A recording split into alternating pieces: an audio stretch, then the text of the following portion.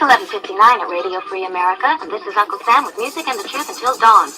Right now, I got a few words for some of our brothers and sisters in the occupied zone. The chair is against the wall. The chair is against the wall. John, the chair is against the wall. John, the chair is against the wall. It's 12 o'clock, Americans. Another day closer to victory. And for all of you out there on or behind the lines, this is your song.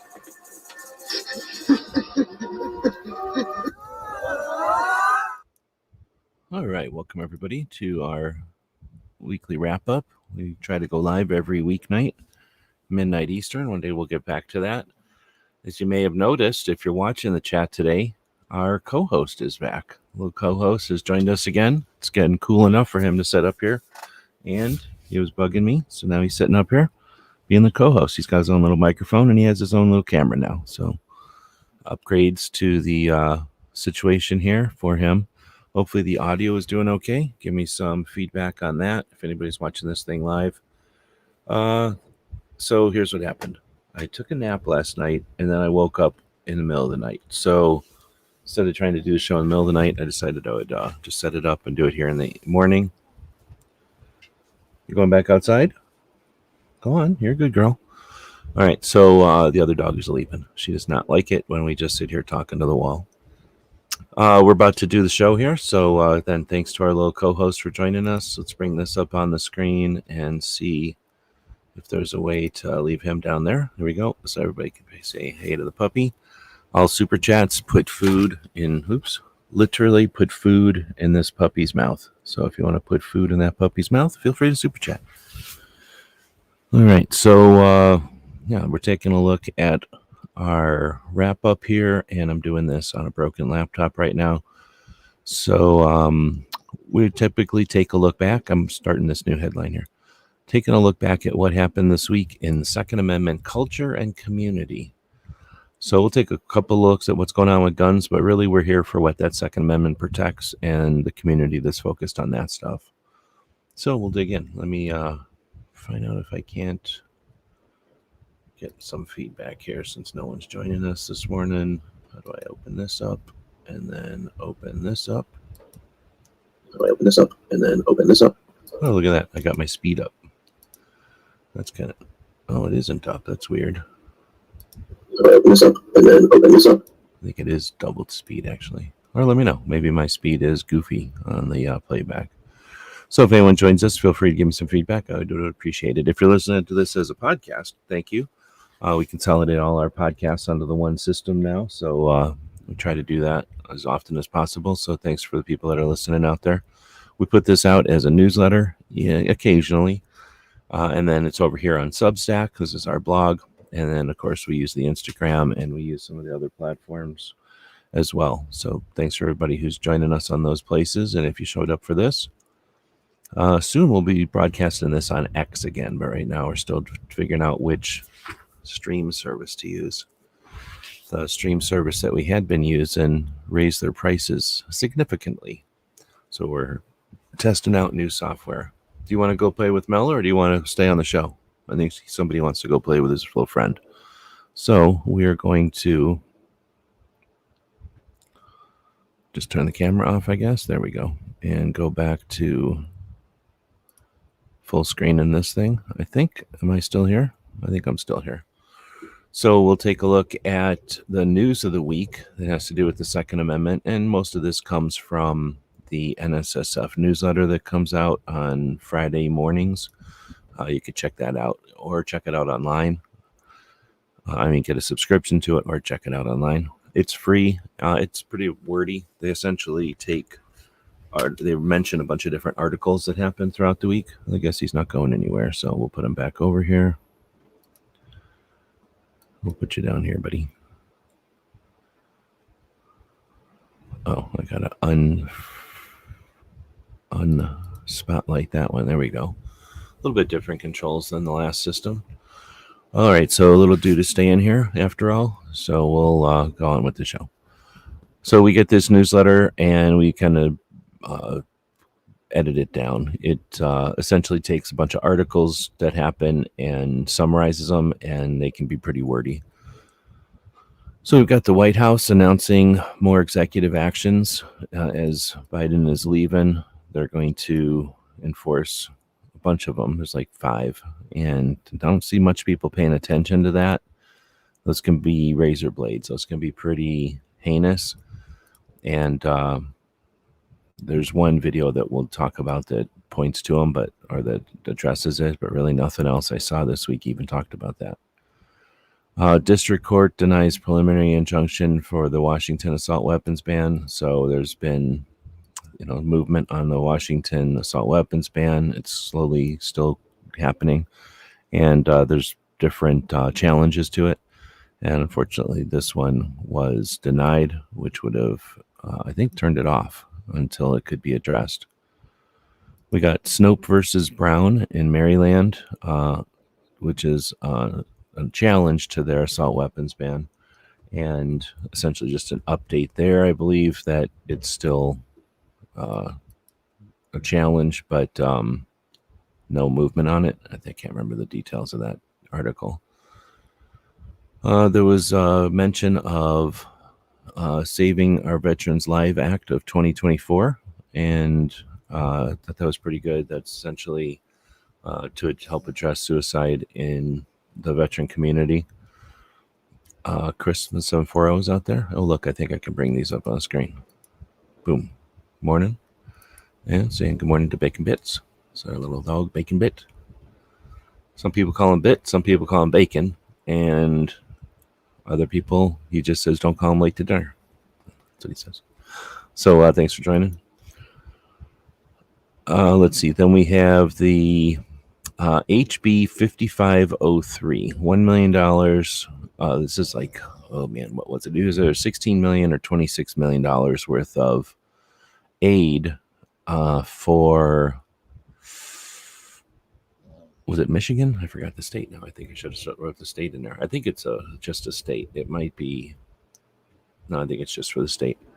But anyway, it is, they left $1 million for a tip line for children to call in order to anonymously, it says, tell on their parents for engaging in alleged improper storage practices, firearm storage practices. So essentially a snitch line for children, just specifically for their parents, on whether or not the children believe the guns are being stored properly. So that's an interesting facet of a larger bill. Probably worth checking that one out because I can't remember the details. It's crazy how many details you can lose as you put together a thing in an hour or so. So like an hour ago, I was thinking about these, and I figured this was enough to remind me, but obviously not.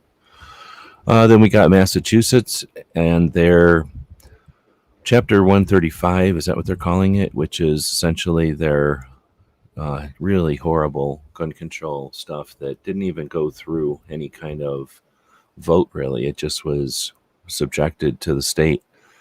Well, it was outlandish, and parts of it were unfinanceable. They were not possible to be financed. So they put through, or maybe it was 135 is what they put through, but essentially in the quiet of not being under scrutiny, not being under the spotlight, their legislator pushed through an 18-month, a year and a half, 18-month hold on that, on either portions of it or the whole thing. I haven't been able to watch Toby's show in a while. I have to tune in and find out what the details are on it. But good news, but not good news in a good way. Like good news accidentally for Massachusetts, partially. And then in that article, they mentioned at the end that NSSF supported GOAL, which is the Massachusetts organization, Gun Owners Action League, Massachusetts state-based organization for rights. NSSF gave them $100,000 for a lawsuit against that gun control that they passed, or that they pushed through. It's really not passing when hardly anybody votes on it. So that's interesting, and because that's for the lawsuit, I'm guessing that $100,000 isn't available for the petitioning or for the signing of the petitions. I saw Toby posted something that there's like 10 days left. And since he probably posted that yesterday or before, that means there's getting to be just over a week left for people in Massachusetts to sign that petition to get on the list. All right, so the next one or last one, I guess, is Georgia having 11,000. Georgia has, this was an article about it, something else, but I took this little facet of it. I thought it was interesting. The state of Georgia has 11,000 firearms jobs. That's between firearms, ammunition, and they say Second Amendment jobs, whatever that means, that generate $3 billion. So that's pretty neat. So it was actually an article about NSSF and SHOT Show and how the governor of Georgia attends SHOT Show, and more specifically the governor's panel, and that Georgia's a friendly state. Because again, remember, we talk about SHOT Show like, hey, what free stuff they got for us, or what new stuff is on the way for the stores. But really, SHOT Show is to facilitate the industry for the stores and manufacturers to place to keep in touch and to be aware of legislation and existing laws and regulation and how they enforce. So SHOT Show does or fills many facets to the community, and the governor's panel, or whatever it was, is a bunch of governors that are pro-gun show up, and I've been to a couple of them now. Like one last year, I think, and then one years ago.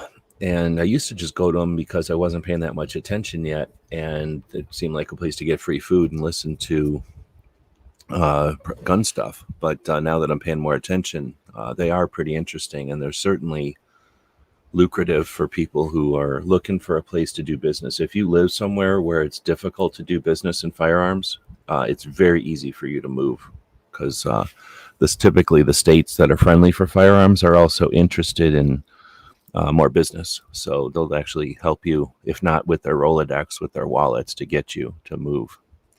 If everybody notices, we've got more people joining us. Little puppy co-host is back. So we've got a little puppy co-host joining us. There's no obligation. He'll eat some other way. He'll find food on the streets. He comes from the streets. But if you super chat, this little dog gets fed. So there's one way to see food go into this little dog's mouth, is if you super chat. Not an obligation, but an opportunity.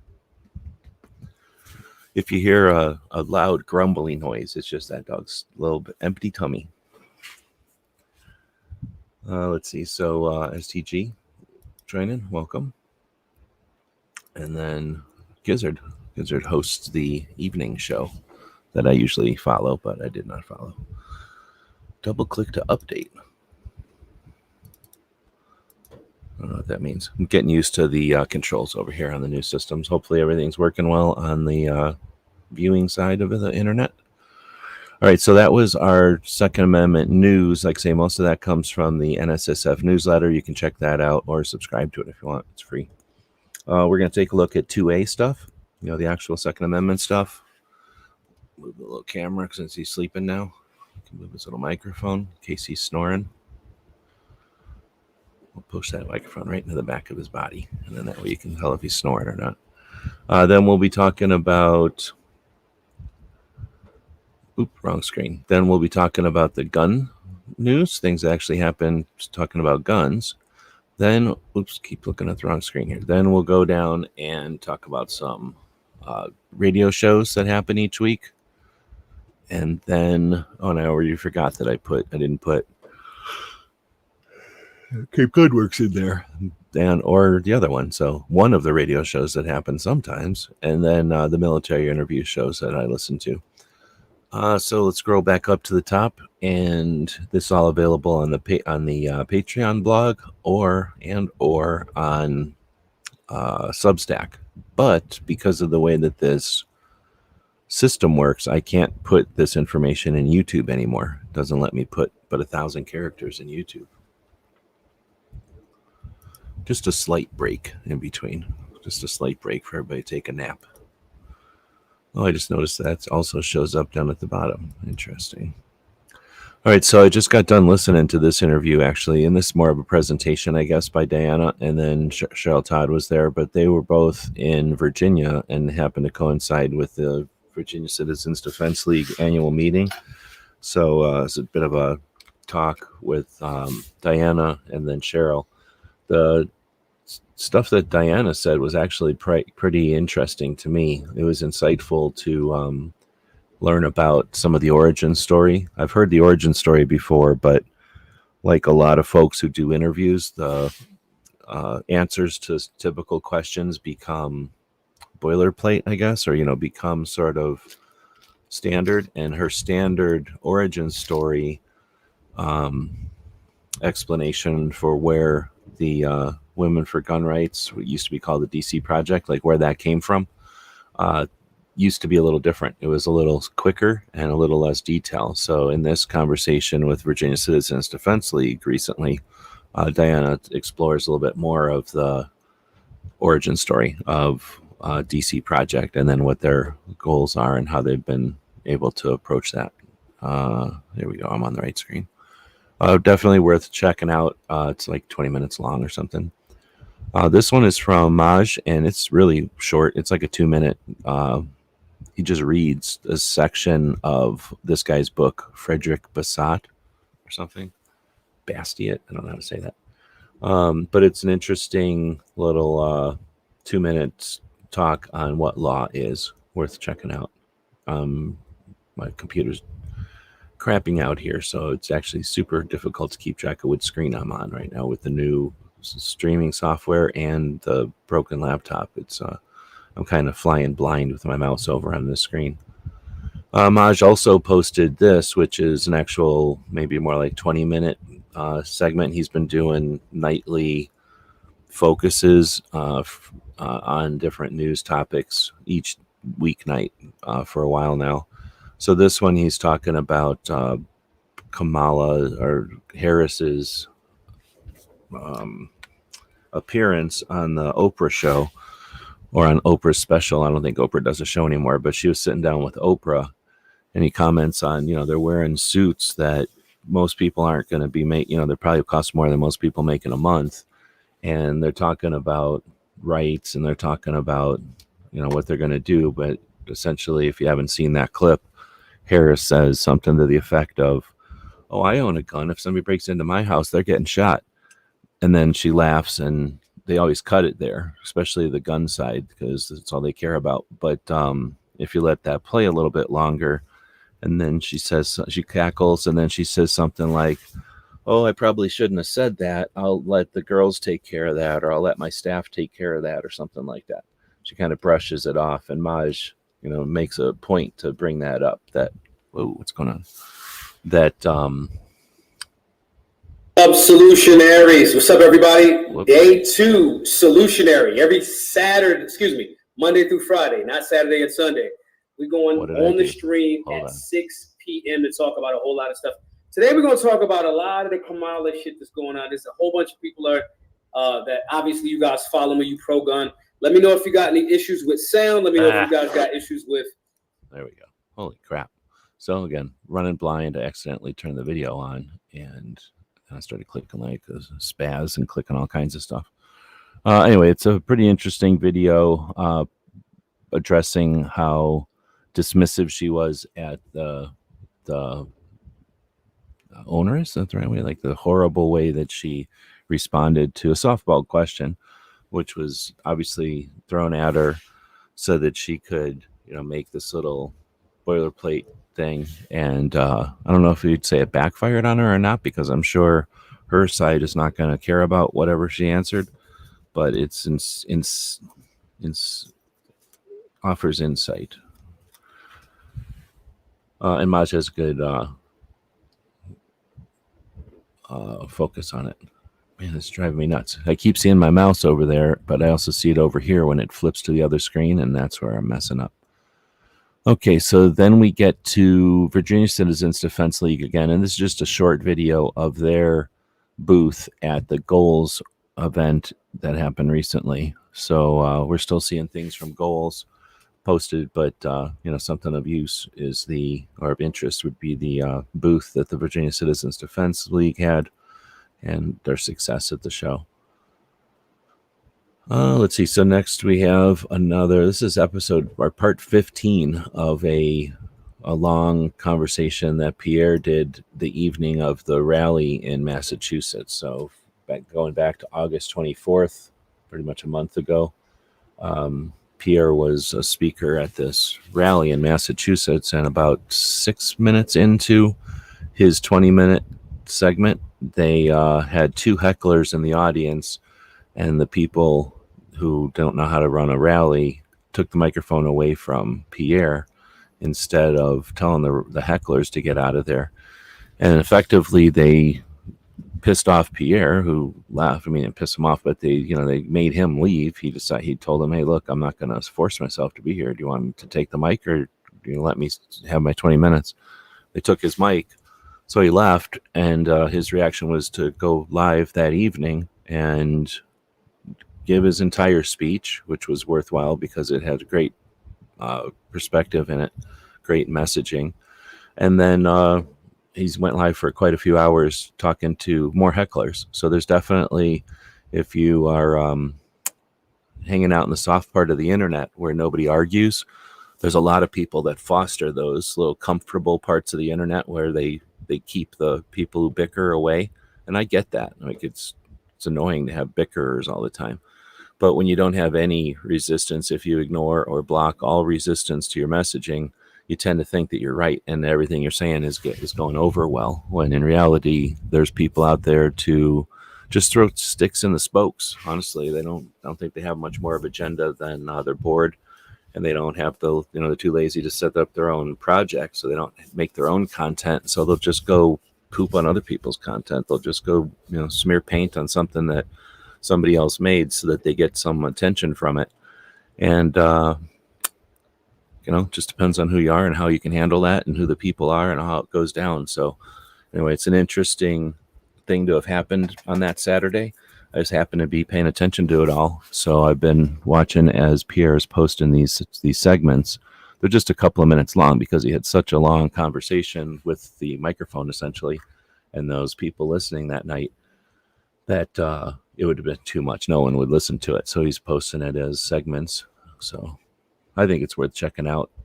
Again, unless you only want to hear the comfortable stuff, if you only want to hear the messaging that aligns with what you're thinking, that's called an echo chamber. And it's not necessarily evil or nothing, but it's not healthy. It's not, we don't grow when we only listen to messages we want to hear.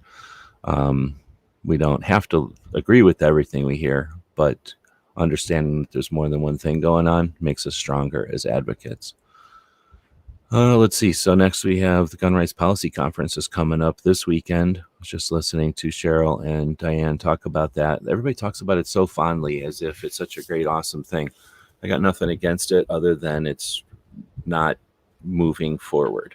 It happens every year for sure, but essentially in quicksand.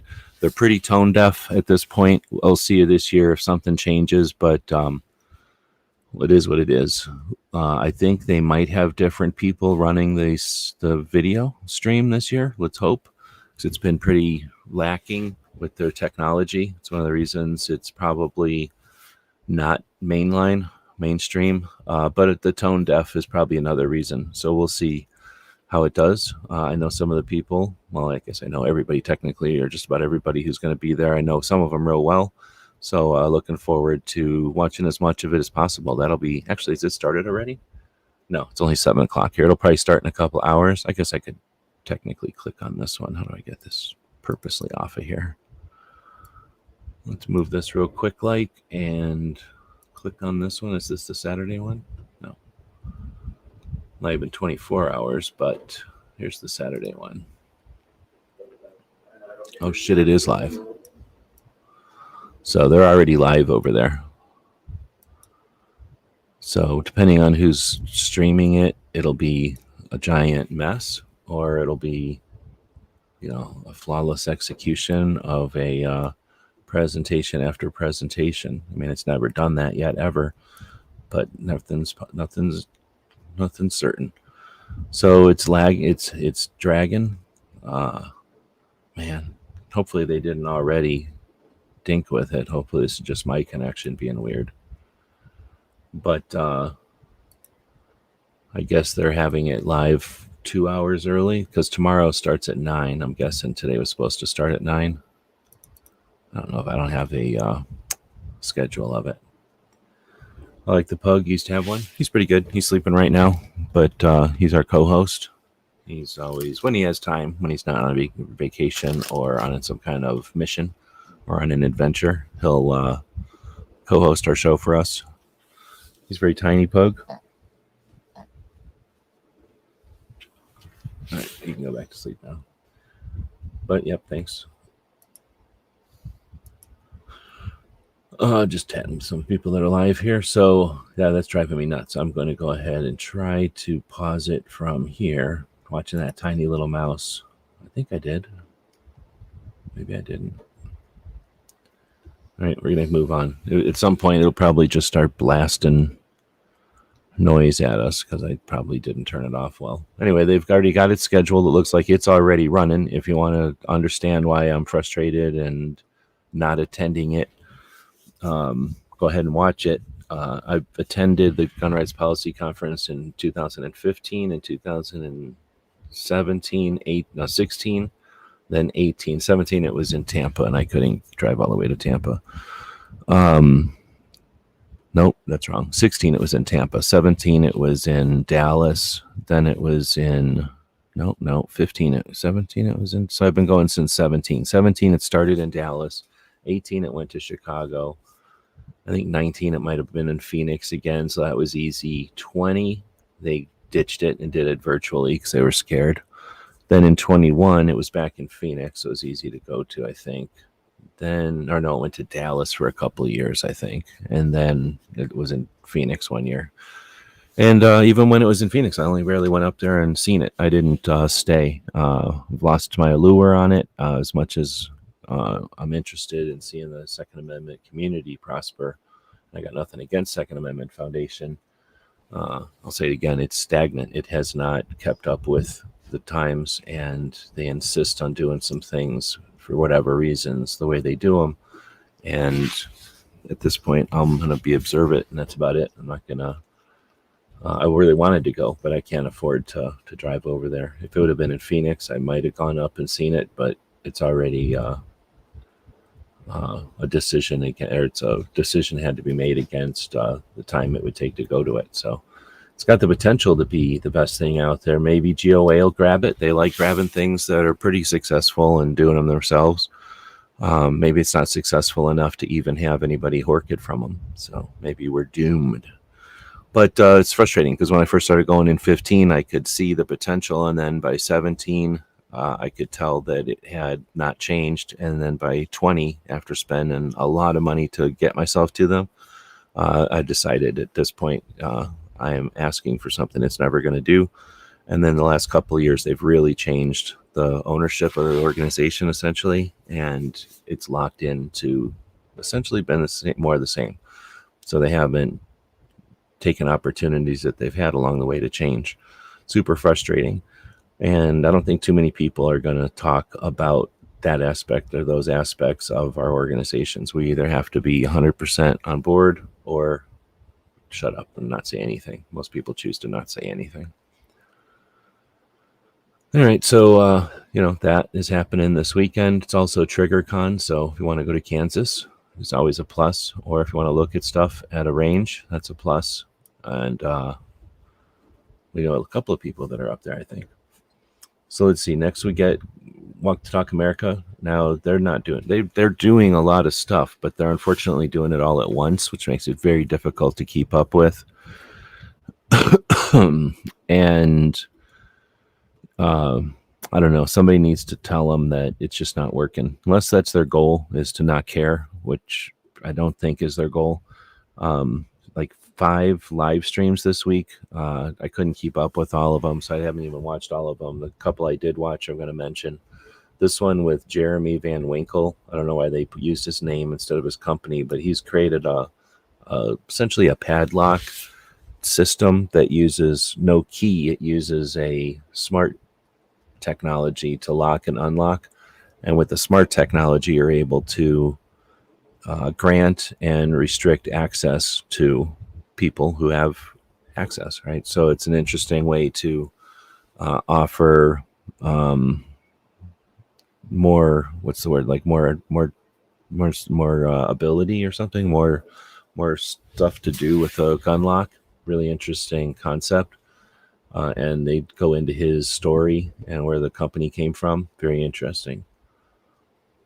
Thebes is saying, I heard there's a new case to strike down firearms rosters. Hope it gets some traction.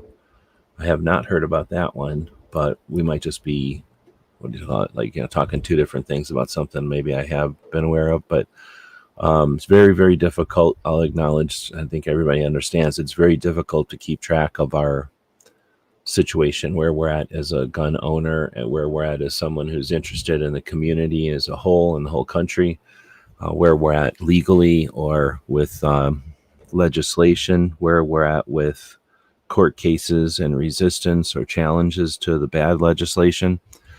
We really need a national scoreboard. And the reason, the fact that we don't have it at this point is frustrating. It's more than frustrating. It's criminal. It's criminal. We're owed that much. We should have the information given to us in a way that's easy to absorb, understand, and keep track, to mobilize us, to give us, an opportunity to see just how much we're under attack, so that we don't just get told, here's an attack when it suits the person who's telling us, and so that we can mobilize. But I hear you. I haven't heard of that one. All right, so next is another one from Walk Talk America. They're talking to KD and kind of about him and his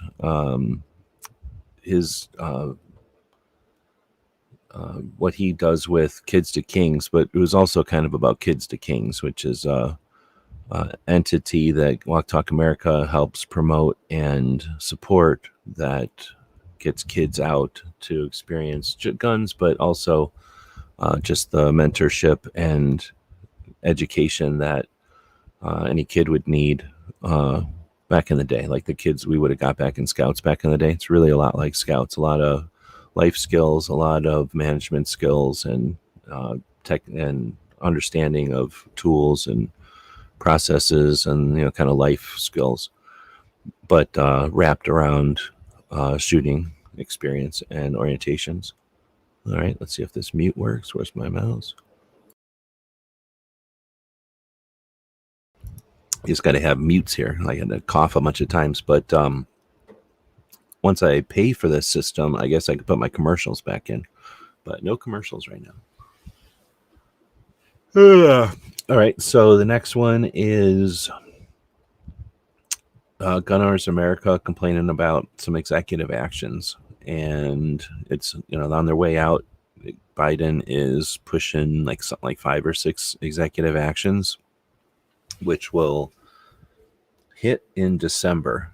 So essentially after the elections, and if Harris wins, she'll have these 5 legacy executive actions to push, in addition to the ones that she's claiming she's going to push. Or if Trump wins, then he'll have something to ignore or remove immediately, and he better, because they essentially already put them into play, and they're laid out in this Gun Owners America video. I think it does a pretty good job. It's that Ben guy doing it. Then we get Riding Shotgun with Charlie, talking to Robbie Sandoval from Girl in a Gun. And this was actually a really good interview, since they know each other for a long time, and they've probably he's interviewed her multiple times for different elements or different shows and things. No, I thought that was going to work. This 20-minute or so conversation that they have, and this is for Armed Lifestyle magazine, where Charlie does his writing Shotgun with Charlie instead of riding. And this is actually a pretty good 20-something minute conversation, because one, you hear a bit similar to what I said before. You get a different origin story, or a more involved origin story from Robin, which is interesting, because before we always heard kind of the same boilerplate origin story for Girl in a Gun. And then she describes the Girl in a Gun conference, which happens each year in Colorado. It's their 14th year now, I think. And I think she said 13th or 14th year. And it's just massive. It's a massive event, and everything from defensive driving to classroom stuff to, she said something like 36 ranges.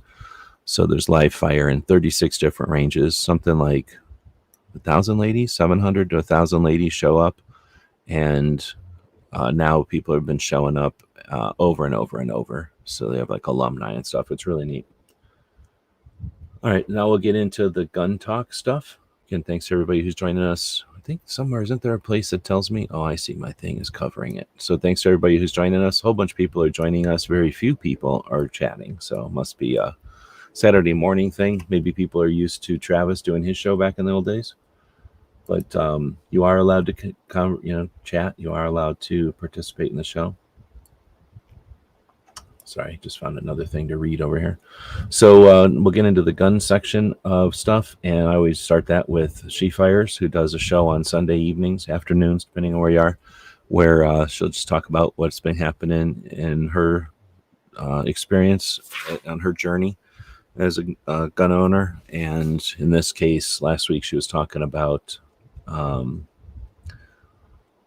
this week she was talking about obstacles. I guess the week before she was talking about her and I guess in this show she was talking about her experience at the what's she doing, IPSC, our International Pistol Association match. Let's see, then we get to tactical response, and Kylie came back to do a video. She hasn't been on doing videos in a while, and I guess she was saying she's now back to being a prison nurse for like full time. She had been part-time prison nurse while being a full-time tactical response employee. Now she's kind of switched it and gone to full-time nursing again, and then doing the tactical response stuff on the part-time. And this was a really insightful, quick one. I think it's maybe 20 minutes, and it's called Jail Nurse Reveals Shocking Addiction Truths. And she talks about how she went to a Narcan class, and she's like, as a prison nurse, why are they sending us to a Narcan class? Like, something we know inside and out is Narcan. Narcan, for people that don't know, is a thing that helps someone who's overdosing on like fentanyl or something, one of the opiates. So she said it was just it was one of the 5th best classes she's been in. And it was because it opened her eyes to a different way of dealing with people with addictions. And super interesting. So I'm going to let you watch that one. It's pretty short. She's awesome. And like I say, it's really neat insight. I keep moving this camera like it's going to do something. I forgot that he's got his own little camera down here now. Really good insight on addiction and someone who's addicted, and how she changed her mindset to just be a better, to better deal with that whole situation, something that we can't deal with. We're regular standing here minding our business, and someone with addiction walks up. Most of us have a mindset or a point of view. We have a place to start from that. And she talks about how exploring changing that allows her to offer more care. But the parallel there is to how we interact with other people in our, I'm not thinking of the right word, but like our preconceived opinions, maybe that's the way I say it, like our preconceived stuff, leaving that stacked at the door, how much better off we'd be. And really interesting. A lot of times you get stuff from other fields, like in this case, medical, that apply across the board, right? All right, next we get the armed attorneys out of Texas. They're probably my second favorite of the attorneys. I only listen to 2 attorneys. I quit listening to most of the gun attorneys. They're all clickbait and sky is falling, and it's just I don't have time to listen to all their, they need content, not necessarily, they're not trying to move the ball or save the conversation. They're just looking for views. Armed attorneys is in that pile, but they're short and sweet for the most part. They don't try to get you to watch through deceptive means. They just offer a lot of clickbaity type of topics, but they get through them pretty quick. And as far as the ones like I say, as far as all the attorneys go, they're the ones that I find the least offensive or least annoying. And this particular one was about no serial numbers. I guess that being said, I don't watch all their videos. Like I say, a lot of times the lawyers are just trying to fill space. They're just trying to keep views up, and so that they're going to be in the rankings next time there's a big case that they can all exploit, which is fine. But you can pay attention to that stuff if you want. I don't like paying attention to it on a regular basis. So this one though is talking about serial numbers. Kind of an interesting question, but I'm putting it in there because I haven't talked about them in a while, but it's not necessarily their best video or anything. Talking about best videos, Yankee does the conversation every other week or so with me and Matt. Matt didn't show up again, so it was just me and Yankee chatting about stuff, but I was driving around looking for ice. It always takes a little while to find ice in Tucson for some reason, but so I wasn't much of a contribution to that show this time. Let's see. I've just been listening to this one. This one is Alex from Forge of Freedom. This is pretty much the only attorney I'll listen to that's, he's not trying to exploit everything that happens or just get a huge following. He's just offering insight and pretty much as much gun stuff as he is libertarian stuff. So in this case, it's someone who's running for office in Oregon and a farmer and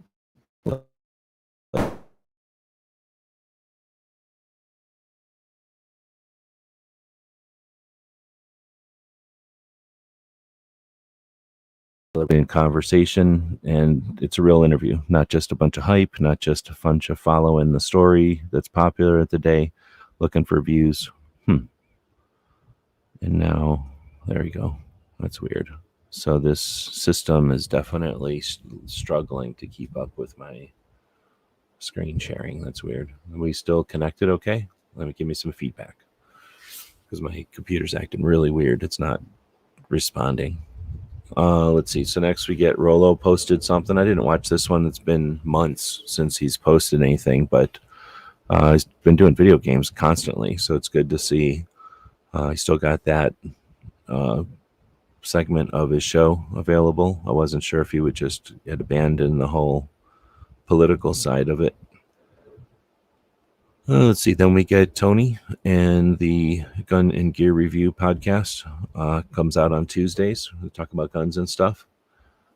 On Wednesdays, you get the Mouse Party. Foss hosts an overnight show on Wednesdays, and every other weekend he hosts an actual overnight show on Saturdays. So I think this weekend was the show. That means next weekend we're getting ripped off. So tonight we'll be ripped off. We won't get a show. Gear Report comes out every Thursday, so I threw them in here as well. If you want to check out a show that's talking about gear and whatnot, then check that out. They have a pretty big website, and this is their video summary of what happened on the website each week. You've got AMP3, so USN doc for folks that have been around on the internet for a little while. Can remember back when. Oh man, it's taking us way back. But for folks that remember USN doc, he's talking about the Outfitter, which is a rollout first aid. I want to call it more than a first aid kit for sure. This is not something you're going to buy for boo-boos, although it can take care of anything. It's essentially a medical station in a rollout kit. And when USN doc had been a thriving channel, one of the things he did was develop this system in publicly, I guess, or he shared the development of it in real time. And it took quite a while. So essentially it's a roll-up type of system. You can kind of see it in the picture there. I could probably play the video and show it to you a little bit more. You don't care. And essentially, okay, where's that little mouse? Okay, so as you saw, it unrolls to be a bunch of different pockets, and that holds all of your stuff. So it's real easy to see if you want to hang it. It's able to do that. And if you look at anybody who's doing medical aid in austere conditions, so like in difficult conditions, one of the best ways to improvise or create a temporary aid station is to have a packaging for your medical gear that opens up on a door or a wall or against a tree or on the side of a door of a vehicle like this. So like it says, it's a clinic in a roll. It has so much more stuff than a regular person's going to need that it's for like a group or like for a family. It's not an individual aid system or anything, but it's awesome. So keep one in the van, and literally can't even tell you how many times I've used it. It's so easy to access, and I'm clicking the wrong button again. So easy to access and get into action that it really is more than clever. It's a very useful system. Anyway, super glad to see USN ER Doc posting again. It's been a very long time since we've seen anything from that channel.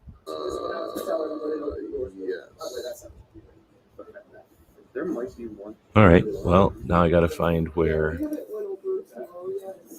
I put that? Okay. All right. Cool. Then we will. Yes. No. Okay. Never mind. We are rad. I will. Hey, Charlie. Thank you. Oh, you know what it is? It's just on this screen, right? You have to scroll up, and it's playing on this screen. Hey, Charlie. So here's your gun rights policy conference, streaming a bunch of people talking to each other. Of course, there's no way to contact them. Of course, they're not going to be paying attention to the comments on the video.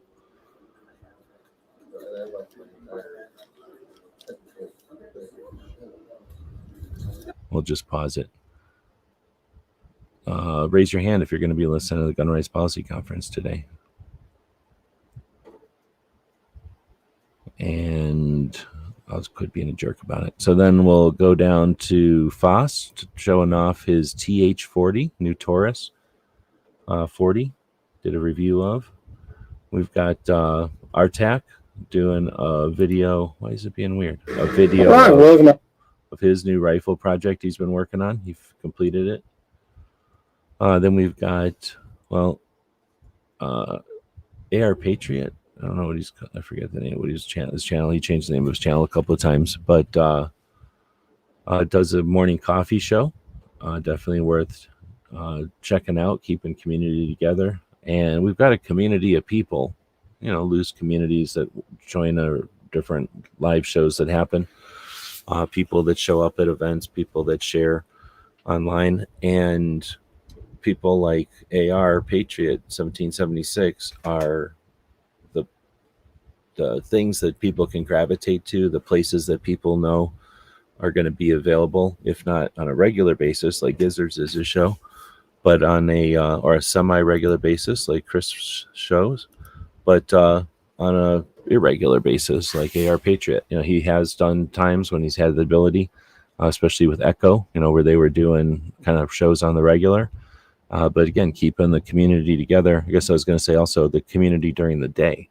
A lot of folks tend to do evening stuff, and there's a different community.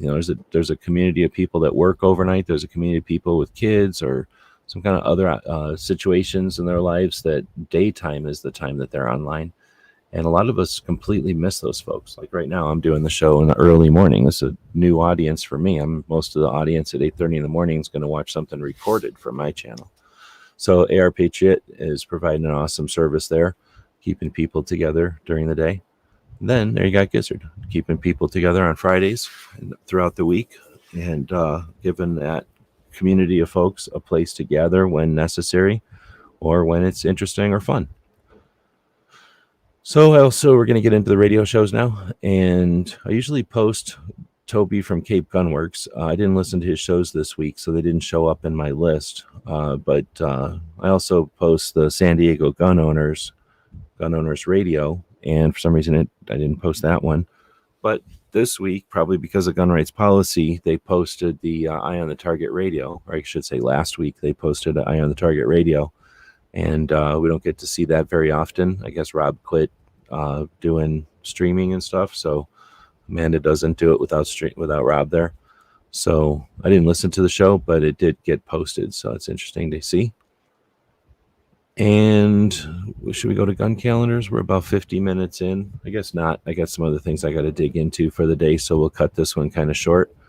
But we do postings over at guncalendars.com. I want to thank our Patreons. If I was on my other system, I would have a screen, what do I call that thing? We would have a thing at the bottom of the screen, a scroll at the bottom of the screen, thanking our Patreons for making it possible to keep all our projects online. And like right now, we're about to pay a massive bill for a lot of the domains and stuff. We pay not a massive bill, but we pay over $100, way over $100 actually. I guess I could almost say a couple $100 at this point because prices creep up all the time.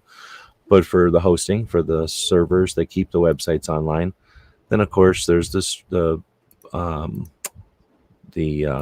updates and the keeping the social platforms as relevant as possible.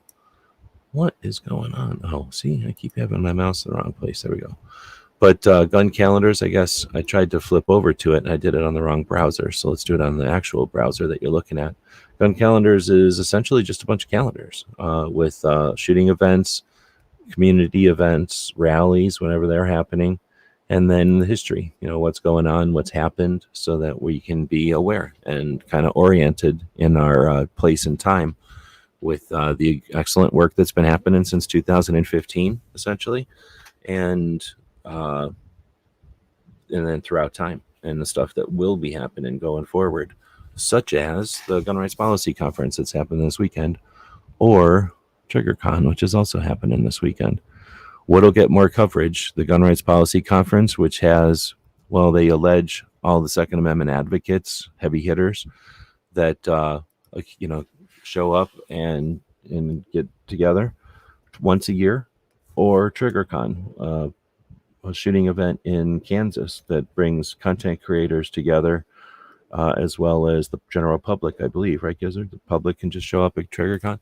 So which one is going to get more coverage this year?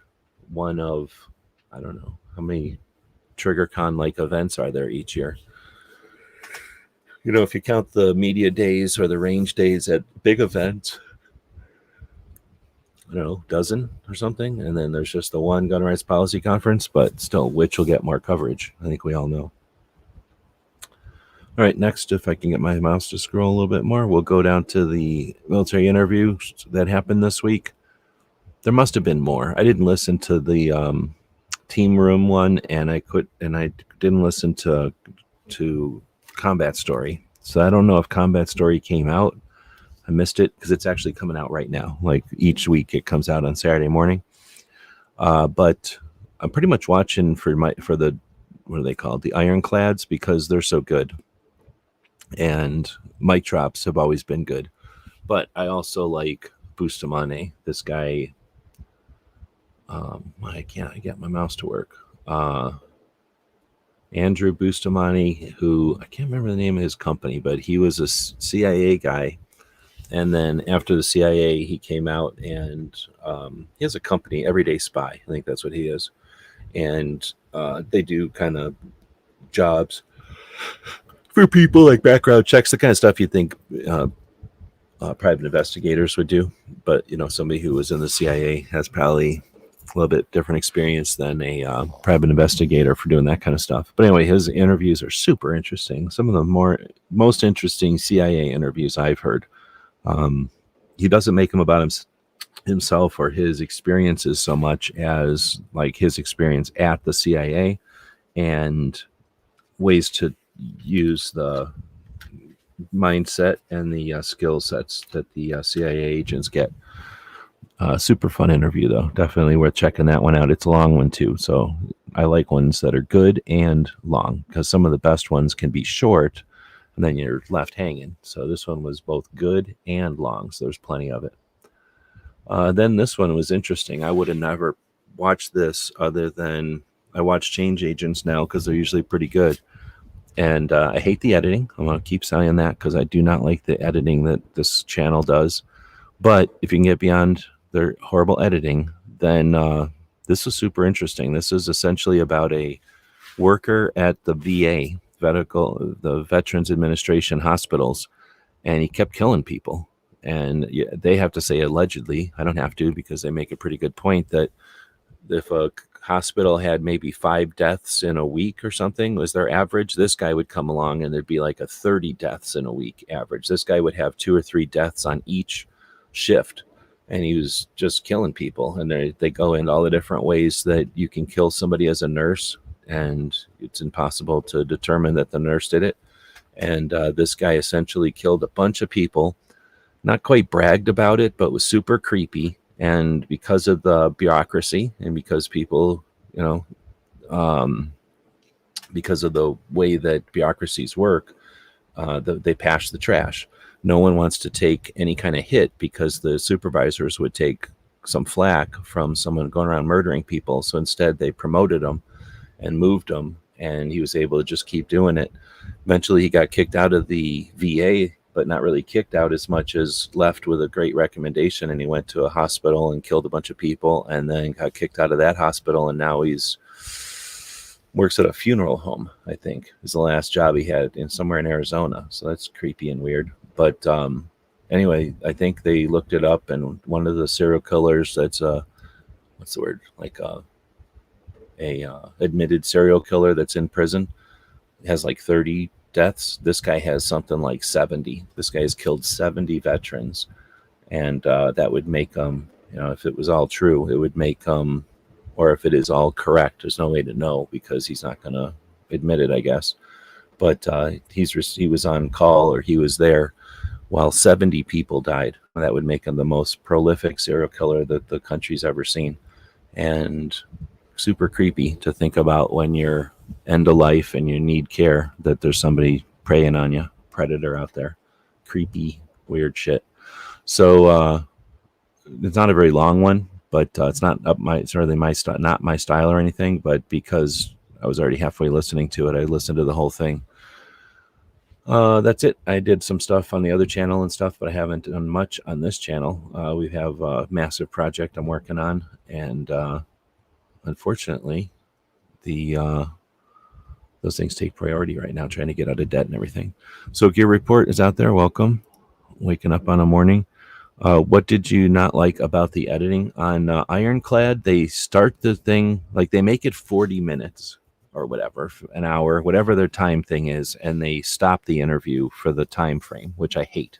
I'd rather see a longer show and complete the story or complete the thought than chop it up and make it 40 minutes. But they start the show with the zingers, like the little clickbaity said things that, the little clips that they say. And I don't like that, because it's kind of like spoilers. Like if you're about to watch this conversation, I don't want to be waiting for the gotcha little things. So I personally don't like that, but I can understand that. But they do the little gotcha clips, and then it's bang right into the show. And they usually chop out all of anything that would take time, because they're trying to make it 40 minutes. So it's very like, you just get straight to it. I'm here, we're talking to so-and-so, tell me about it. And there's no little talk, no getting to know the person.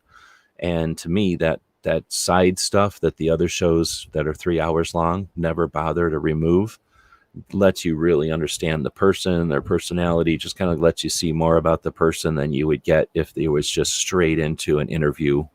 Here's a question, here's your answer. Here's a question, here's your answer. And that's essentially what they do. It's very, it's very stiff and rigid, I guess. I don't know how to describe, but it's enough that I don't care about editing. I'm usually could give a shit, but that one bugs me so much that I have to even mention it all the time, because I'm hoping they'll stop. I'm hoping that somebody will leave a message somewhere and say, like, you edit poorly, make better editing decisions. But here nor there, it's still a pretty good in conversation that they had there. And often the stuff especially on Borderlands, the one that is focused on the international border with Mexico, that one has data, has information and interviews with people that no one else even bothers with. So I can definitely overlook the editing. It's just a pet peeve or whatever. It's just an annoyance compared to the data that's getting out there. So again, thanks to everybody who joined us live. We try to do this on Friday evenings after the Gizzard Gary show, but things happened. It's 100 degrees. So what happens is I worked during the day, got super exhausted, just meant to lay down for a little bit, and then woke up at 10:30 or something, which gave me like 15 seconds to jump over and get to the store because I'm out of food. I had to go buy some food. Then I came back and took another little nap, and we put the show together here at 8 a.m. So with that, we'll jump out of here and say thanks again to the people joining us live. Don't get too comfortable with the morning. I usually like to be asleep right now or working right now. So this was an unusual time for the show. Hopefully it won't be an ongoing thing.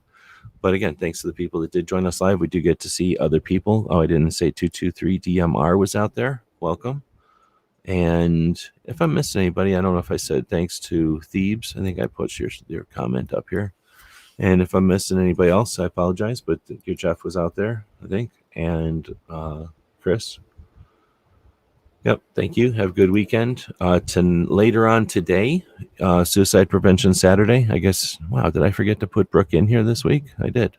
So usually the first thing under Second Amendment stuff is Brooke Cheney's Second Amendment, Suicide Prevention Saturday, which is a consistent effort to focus on that thing that is the number one killer of firearms is suicide. The other side uses it against us. It's to everyone's advantage to stop that from being the situation. So one of the ways to actually do something about that instead of just talking about it is to get in the, create a project and do that. And Brooke does that every Saturday, effectively offering tips, tricks, ideas, and a consistent focus, which gives us all the opportunity to normalize the conversation about mental health awareness and suicide prevention. Right on. Well, welcome. Like I say, normally this show happens in the evening on Friday nights, midnight Eastern. So because of the heat, and I'm going to blame the little puppy. Because of those reasons, we had to do the show this morning. See how sleepy the puppy is? He had to wait until he was sleepy for the show to happen. All right, well, so can I bring him full screen? There we go. We got our little co-host back. Thanks everybody for welcoming the little co-host back. What's going on over here? Oh, I thought that was something else. That's the end of the table shining at me. All right, I can't play any of my outros, so we just have to end it.